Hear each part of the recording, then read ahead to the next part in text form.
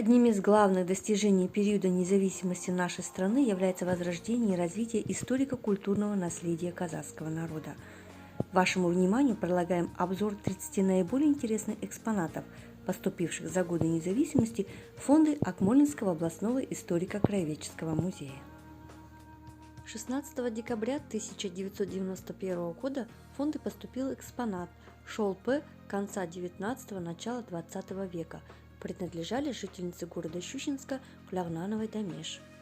В этом же году житель поселка Рысыхо Северо-Казахстанской области Тимиров Рашид сдал волчью шубу, сшитую в 1920 году. Ксебельбел, кожаный охотничий пояс с металлическими вставками, покрытых тонким слоем серебра, был изготовлен в обмен на лошадь, принадлежал Амрину Жагипару, жителю поселка Кишкин-Коль Северо-Казахстанской области. В экспозиции музея представлен сосуд для хранения и перевозки кумыса Сюрит-Петорсак.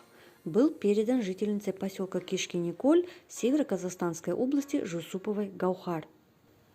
С момента обретения независимости на родину стали возвращаться этнические казахи. Так в фонды музея стали поступать предметы, привезенные из Монголии, России, Китая. В экспозиции музея представлен ағаш-шелек, привезен Хасалбай Азаматом из Монголии. Как гласит легенда, с появлением этого сосуда в семье увеличилось поголовье скота. Кисти для Баскур передала фонды репатриантка из Китая. Семья переехала в Китай в годы коллективизации, на родину вернулись в 2009 году. Традиционное казахское вышитое платье из белого материала. Платье вышито с шимкесте, крестом, вышила его бабушка Шалабаева Айгуль, семья которой, спасаясь конфискации имущества, в 30-е годы переехала в Россию, в Омскую область. Достойное место в экспозиции музея заняли случайные находки по археологии. В 1995 году в фонды музея поступил камень поклонения 7-5 века, ранний железный век, случайная находка у села Кенитколь Зелендинского района. Зеркало бронзовое, ритуальное, поступил в 2009 году. Зеркало было обнаружено детьми на берегу Вячеславского водохранилища Акмолинской области Аршалынского района. Находящийся на территории водохранилища древний курган был смыт, и волны вынесли на берег это зеркало. Кувшиновидная курильница – ритуальный керамический сосуд для окуривания и сжигания сухих растительных ароматических растений из местности Отрар-Арстамбаб 5-10 века. Случайная находка, подаренная художнику-оформителю Ахмеджану Жумабеку сестрой Абишевой Лязат. Кирпич облицовочный из Мазара Жанибек Шалкар поступил в 2017 году, сдал его житель Каргальджино Акпаров Магауя. Блюдо китайское конца 19-го, начала 20 века. Блюдо относится к изделиям, обозначаемым как пятицветный фарфор династии Цин. Передано в музей Илюсизовой Бахытшан. Блюдо принадлежало многодетной матери Мухамбетовой Хадиче, которая приобрела блюдо в торговой лавке Петропавловска в конце 19-го, начале 20 века. Несмотря на трудности переходного периода, происходило становление и развитие археологии. Достойное место в экспозиции музея заняли находки с археологических раскопок. Это золотые и бронзовые украшения из кургана Кенеткель, предметы быта раннего железного века тасмолинской культуры из кургана Алтынтау Зелендинского района и многие другие. В 2008 году житель села Отрадное Буландынского района Акмолинской области сдал комплекс этнографических предметов, среди которых астал из урюка, которому 200 лет. Кибеже – ларь для хранения продуктов, инкрустированный костью, начала 20 века. Поступил в фонды в 2012 году во время экспедиции в Жаксынский район от местного жителя Ибраева. Имя мастера неизвестно.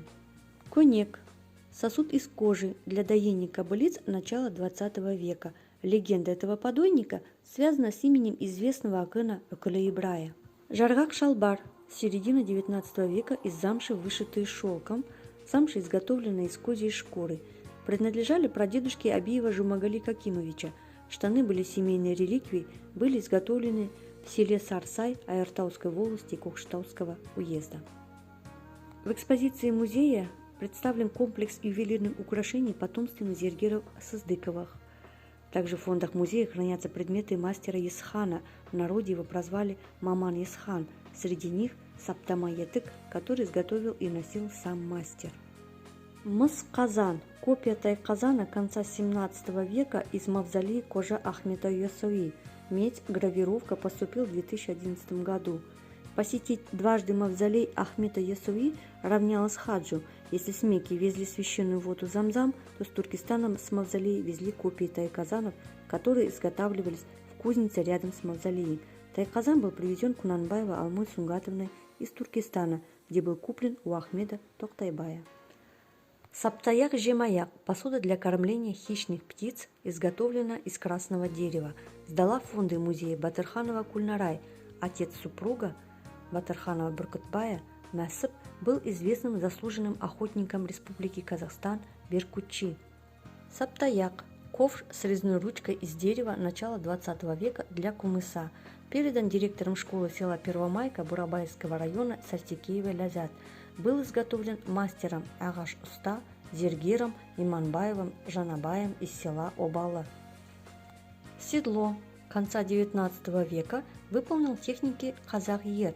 Принадлежало прадеду Сыздыкова Осета Сыздыку села Теренгуль Айыртауского района Северо-Казахстанской области. Мәсі принадлежали матери Касииновой Кулянды, сестры известного Бақсы Суиндука из села Даукара Айыртауского района Северо-Казахстанской области. Торсық – сосуд для хранения и перевозки кумыса треугольной формы начала 20 века. Был найден при сносе дома жительницы города Кукшетау Шариповой Татьяной. В экспозиции музея представлен жерағаш 1790 года. Поступил в 2010 году из коллекции доцента, кандидата исторических наук Института этнологии имени Шоканова-Алиханова Ахмета Токтабая. За годы независимости фонды музея пополнились тканными изделиями.